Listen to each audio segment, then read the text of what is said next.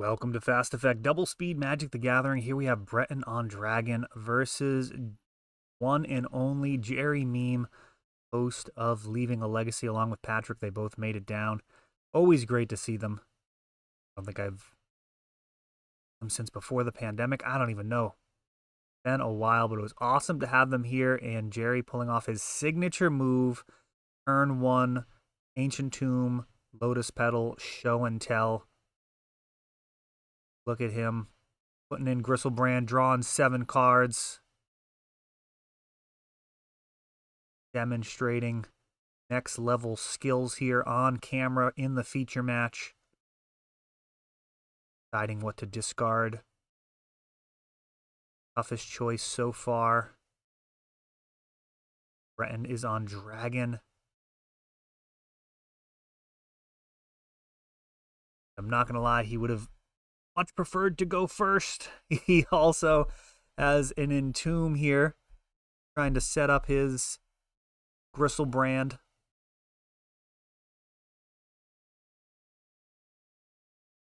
Entomb's going to put that into the graveyard. One of the best tutors that's ever been printed for just 1 black. Incredibly strong.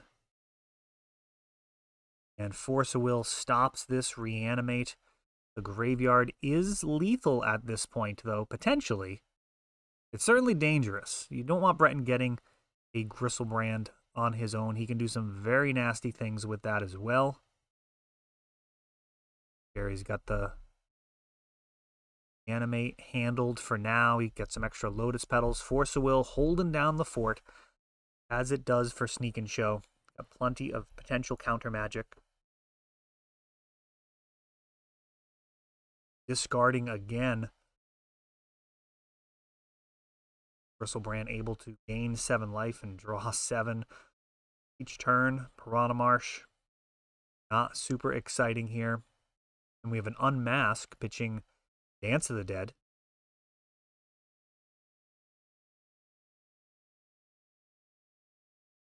A little surprising because Dance would be potentially useful card, but he can only play so many of them per turn. Flusterstorm brushes aside the Unmask. Then another Reanimate is played. This one gets hit by a Spell Pierce, so what is it? 4 counter spells so far? I lost track. Jerry just like a Jedi over here, just batting down anything that moves. Except the Entomb. That's actually a little surprising. Entomb might have actually been a reasonable thing to counter. It would have made all of these Reanimate effects useless until you get the necessary condition of having a fatty in the graveyard. But you know what? He had it. Might as well go that route and just every single Reanimate off the top of the deck, just counter every last one of them, as well as the discard spells. Absolutely dominant in game number 1.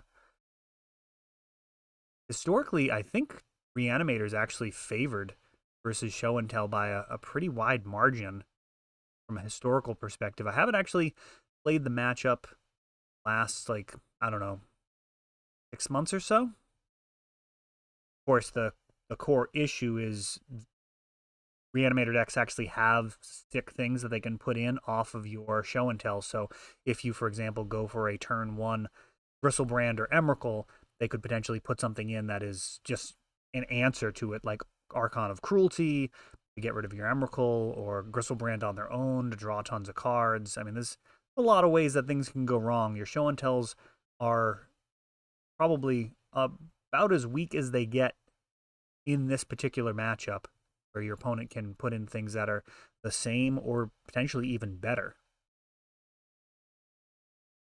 Really like how that playmat came out. Favorite that I have made so far. Henry Justice Ford's Andromeda.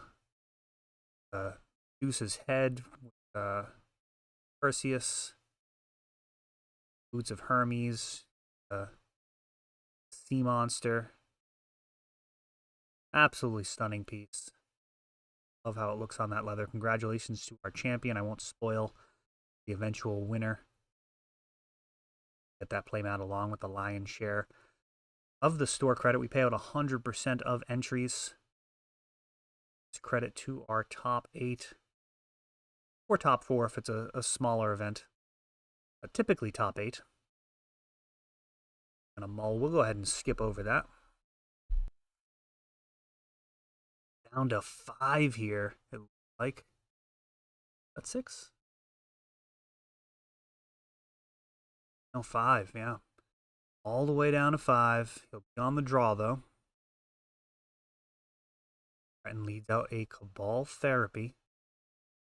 Sees a pair of Grafdigger's Cage. That would have been a devastating thing to name. Game would have virtually been over on the spot. Very difficult to come back. Starting with a 3-card hand, but he's got an Emrakul and a Ponder. Along with his Grafdigger's Cage. First things first. Gonna get out the cage, try and hold down the fort. Prevent anything too degenerate from happening. And an Unmask. Interesting, grabbing the Ponder.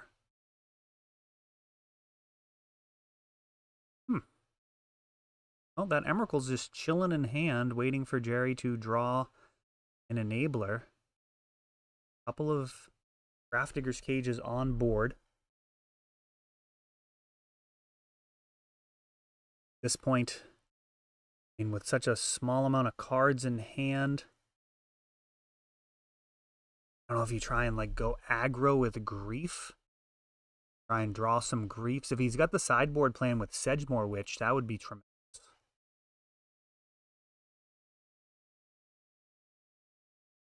Here, it's worth noting, I think probably are taking Emrakul a lot of the time. Well, it depends. Here's the interaction to consider. Taking Emrakul once your opponent is brainstormed is sometimes good, sometimes bad. If you think that they're brainstorm locked, don't take the Emrakul because they're going to get a shuffle. But if it's possible that they have put cards on top of their library that they are looking to save from future discard, then taking Emrakul can be absolutely devastating. Not only does it take kind of the piece of the AB combo out of their hand, but it also potentially gets rid of what they actually needed that was safe on top of their library. So that's just something to consider when you're playing discard against decks running Emrakul. Sometimes you want to actually shuffle the library, and sometimes you want to be very careful not to shuffle it. In this particular instance, it feels like Jerry was not happy with the way that brainstorm went, so taking Emrakul probably not good. Oh, yeah, see, this is probably a mistake. Grief not being cast, instead evoking it. And, wow. Bristlebrand and a sneak attack in hand, a little bit more mana, and this is going to be over.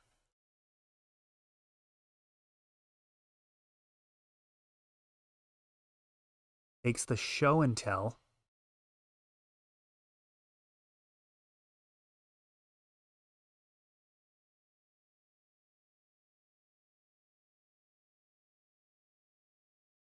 Stitcher Supplier could also apply some additional pressure on the life total if there was already a Grief or 2 on board. Could turn into a legitimate clock. Now we have a sneak attack coming down. Jerry's got the red mana for at least Emrakul. This is pretty much over. This is not good for Breton. Sneak attack is going to be able to put in at least Emrakul. The best case scenario is he loses all of his permanents. The worst case scenario is another red mana is found. And that's the case here, as both Emrakul and Gristlebrand can show up. A tag team swinging in there for lethal damage as Jerry Meme demonstrating tremendous skill here. Sneak and show.